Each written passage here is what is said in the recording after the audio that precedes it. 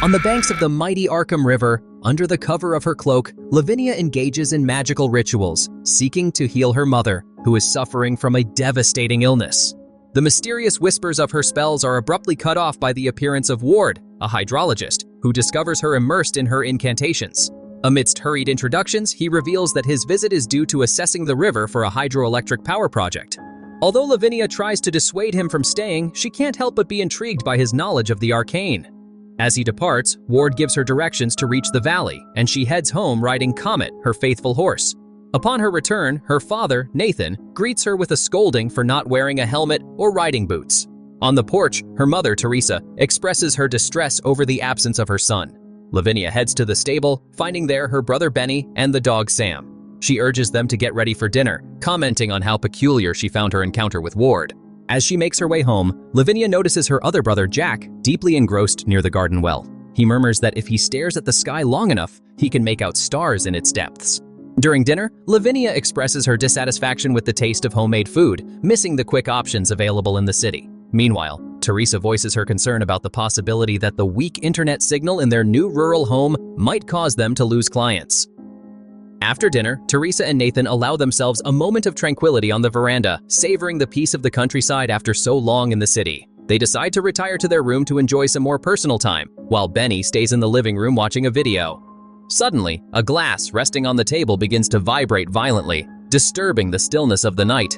At that critical moment, as the house shudders under intense vibrations, Jack clings to his dinosaur toy, trembling with fright. The ceiling above him rumbles loudly, resounding with deafening noises that shake every corner of the structure. Amidst rising anxiety, Nathan, Lavinia, and Benny, guided by an unusual smell, venture outside. There, they discover an incandescent violet meteorite embedded in their front lawn. The strange object emits a sinister glow and gives off considerable heat, its warmth felt even from a distance. In that tense moment, Teresa's urgent voice calls them back inside. Jack lies motionless, his pale face reflecting a clear state of shock. She insists that they take the boy to the hospital immediately, but Nathan opposes, arguing that the nearest medical center is an hour's drive away and he prefers to try to calm him at home. While they debate, Jack murmurs in a weak voice that his head hurts intensely. At dawn, the Gardner residence receives visits from Mayor Tuma, Sheriff Pierce, and Ward, the hydrologist, who come to inspect the effects of the meteorite. Ward comments, amazed, on how the rock has cooled unusually quickly after its impact. Meanwhile, Lavinia, seizing the opportunity, subtly tries to capture Ward's attention. However, her attempt is abruptly interrupted by Nathan, who orders her to return inside the house. Teresa, for her part, scolds Lavinia for her inappropriate behavior. Wounded and humiliated, Lavinia locks herself in her room and, in a fit of frustration, scratches her skin until she hurts herself. In an effort to restore some normality, Nathan heads to the stable to tend to the alpacas. There, he offers Ward a glass of freshly milked milk while they both talk, trying to make sense of the recent and strange events. Kindly, Ward declines the offer of milk due to his lactose intolerance, marking a new twist in the story. He then requests to speak with another resident of the estate, leading Nathan to ask Benny to accompany the hydrologist to the shelter of Ezra, an unofficial occupant who lives among a labyrinth of wires and surveillance equipment. Offering something to drink, Ezra watches closely as Ward examines the water before deciding to take a sample for analysis. Upon testing, Ward is surprised to see the litmus paper strip turn a shade of purple. At that moment, a mysterious call interrupts the calm of the place. On the other line, a distant voice fills Ward with a chill of suspicion. In his exploration of the region, Nathan encounters an enigmatic violet glow among the vegetation. Driven by curiosity and proceeding with caution, he approaches to discover its cause. Surprisingly, on a rainy evening, his car starts on its own, illuminated by lightning that stains the sky an extraordinary violet, offering a spectacle that captures anyone's gaze. From a distance, Lavinia delights in the panorama under the rain, fascinated by how the meteorite seems to summon those lightning bolts, creating a spectacular illumination reminiscent of fireworks. At dawn, Nathan and Ezra discover with amazement that the meteorite has disappeared from their garden, leaving them only mysteries to solve. What they do not know is that the meteorite has integrated with the ground, altering without their knowledge the source of water they consume. Shortly after the incident, a team of journalists arrives to report on the event. Seeing the coverage on television, Nathan becomes upset as he watches how the media manipulates the facts, describing the meteorite as if it were an unidentified flying object, causing him deep frustration. In the kitchen, Teresa, focused on preparing dinner, gets distracted while chopping carrots and accidentally cuts 2 of her fingers. Nathan acts quickly, taking his wife to the hospital without delay. Before leaving, he instructs Benny to look after the house and the alpacas in his absence. The next day, Benny takes his responsibility seriously and leads the alpacas to the stable. Meanwhile, Lavinia, enjoying her morning coffee, watches the alpacas in the garden and contacts Benny, confused because he had assured her that he had already fed them. While taking care of the animals, Lavinia talks to Jack, who mentions that he has been talking to a man near the well. Intrigued, Lavinia sets out to investigate, but suddenly feels dizzy as she walks towards the house. At that moment, her phone rings. It's her father, who is still in the hospital, but a strange noise interferes with the call, rendering his words unintelligible. Meanwhile, Jack, completely absorbed in his drawing activity, is interrupted by a mysterious whistling coming from the well. Driven by curiosity, he approaches and discovers how an unusual object opens, releasing a grasshopper with butterfly wings, shimmering in a vibrant purple hue. Meanwhile, in the kitchen, Lavinia is washing dishes when suddenly an intense purple light bursts beside her, flooding the space with an unprecedented glow. Suddenly, the kitchen sink fills with an intensely red liquid. The visual impact is so overwhelming that Lavinia runs to the bathroom, struggling against the urge to vomit at such a chilling sight. At this critical moment, Ward knocks insistently on the door of the Gardner residence, warning about the danger posed by the water. Although Lavinia understands the seriousness of Ward's warnings, her discomfort prevents her from answering the door. From outside, Ward, concerned, persists for a few more minutes before deciding to leave. As he walks away, he sees Jack near the well, listening to the boy talk about friends that only he can see. Determined to find answers, Ward heads to Ezra's shelter, where he finds him capturing strange sounds emanating from the depths. Using Ezra's headphones, Ward listens intently, although he initially dismisses the old man's concerns, recommending that he drink bottled water, as he considers the sounds to be mere natural phenomena.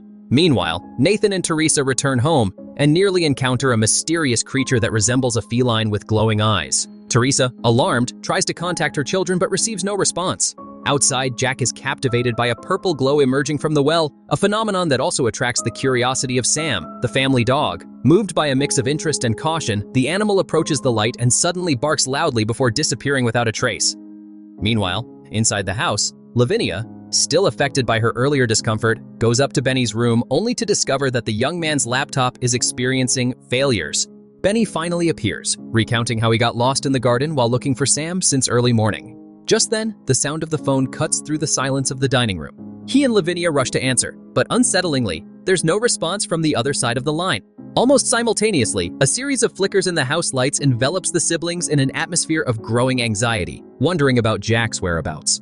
Just as the tension reaches its peak, they see their parents' car arrive. Jack, relieved, runs to his mother and hugs her tightly. Lavinia and Benny quickly join in that embrace filled with relief.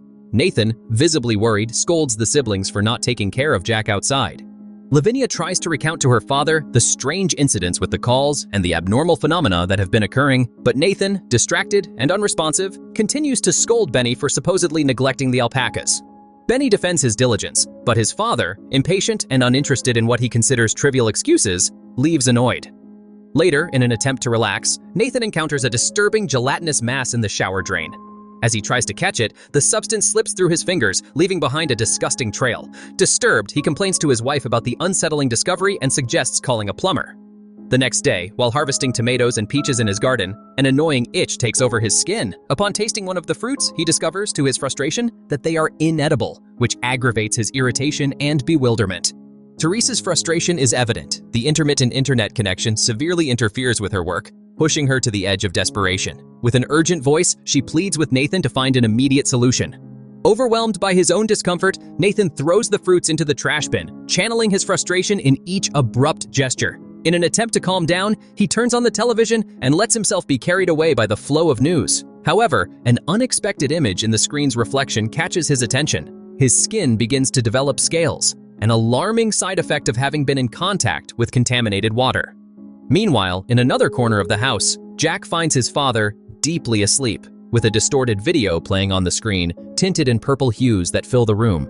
In the midst of her desperation to find a way out of the distressing situation she is living in, Lavinia delves into the shadows of witchcraft. Pulling out the Necronomicon, she begins to carve symbols into her skin with a cutter, offering her own blood in a ritual seeking protection and a way out of the chaos that besets them. Meanwhile, outside the house, Benny contemplates the site of a recent impact, his face reflecting a mix of fear and fascination. Jack approaches him, and together they head towards the stable. There, a horrifying discovery greets them. The alpacas have transformed into mutant and grotesque creatures, victims of a mysterious force that has altered them in a profound and terrifying way. Unexpectedly, a purple glow floods the environment, unleashing panic among the siblings who flee terrified from the stable. Almost instantly, electrical rays of the same color strike them, enveloping mother and son in a blinding and mysterious light. Sometime later, Nathan, Benny, and Lavinia face a chilling vision. Teresa and Jack have merged into a single, monstrous entity.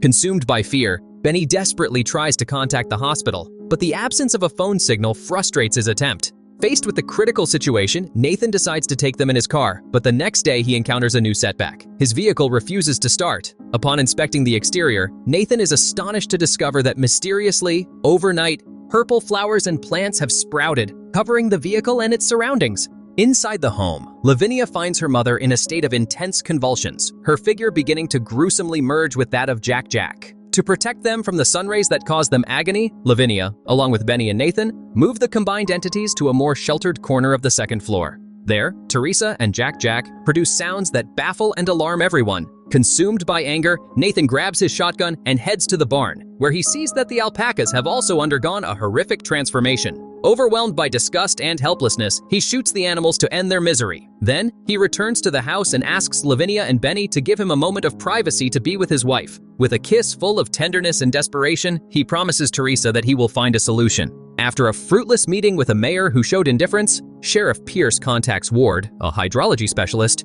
to show him the intertwined bodies of some alpacas that Jake had found near the gardener's house. Ward meticulously inspects the remains and finds signs of radioactive burns. Determined, they both head to the Gardner property to delve deeper into their investigation. Meanwhile, Benny and Lavinia are organizing their belongings, prepared to flee riding their horse Comet.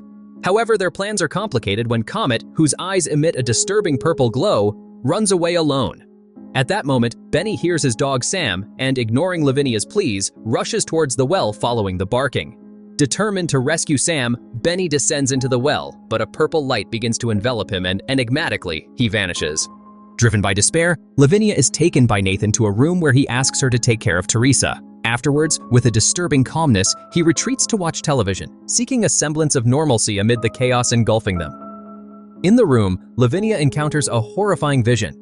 Teresa and her son Jack have transformed into a mutant monstrosity, a merged creature that emits a terrifying scream, whose very existence is an indescribable aberration. Eventually, Ward and Sheriff Pierce arrive at the Gardner residence. They find Nathan with a vacant expression and a lost gaze. In a monotonous tone, he informs them that his wife is in the living room. A desperate scream from Lavinia tears through the silence from the second floor, prompting Ward and Pierce to act immediately. They ascend the stairs with tension marking each step until they burst into the room and face a scenario that takes their breath away. The mutant creature, a grotesque amalgamation of bodies and limbs, looms threateningly over Lavinia, preparing to attack. At that critical moment, Nathan intervenes with a chilling serenity and ends the entity with a precise shot from his rifle. Immediately afterwards, Ward, taking Lavinia, still shaken, quickly guides her towards the patrol car. As they move towards the vehicle, Ward notices a purple light, similar to a tentacle, emerging from the well. Nathan, resolute, aims his rifle at the unsettling luminescence. However, in a moment of confusion, Pierce, thinking Nathan might be aiming at Ward, reacts impulsively and shoots Nathan, causing his tragic death. In the whirlwind of chaos, Ward tries to convince Lavinia to flee with them, but a sharp and deafening hum emanating from Ezra's cabin stops them in their tracks. Driven by a mix of horror and obligation, they decide to investigate the source of the sound. Before venturing into the dark forest, Ward assures Lavinia that he will come back for her. Upon reaching the cabin, Ward and Pierce encounter another terrifying sight. Ezra's body, covered with radioactive burns, underscores the severity of the threat they face. Just as it seems the situation might escalate into greater danger, they decide to quickly retreat from the place, understanding the imminent risk. Pierce suffers a tragic and brutal end when a mutated tree, which has witnessed the fall of the sheriff, takes his life. With his soul shattered, Ward heads once again towards the threshold of the gardener's house where he finds Lavinia. She is standing next to the well, her eyes emitting an unsettling purple glow. As she turns towards him, Ward realizes it's inevitable. Both Lavinia's skin and eyes have taken on a dark purple hue, clearly indicating that alien corruption has completely consumed her. A glow emerges from the mark on her forehead shortly thereafter, and Ward is caught by an apocalyptic vision. He sees a purple whirlpool rising from the well into the sky, altering everything it touches. Lavinia merges into this purple light. Her last words dissipate into the air, dragging with them the last of her humanity. Heartbroken, Ward heads back to the house in search of solace. Inside, he finds Nathan and his family seated in the living room with vacant, empty stares, completely devoid of life.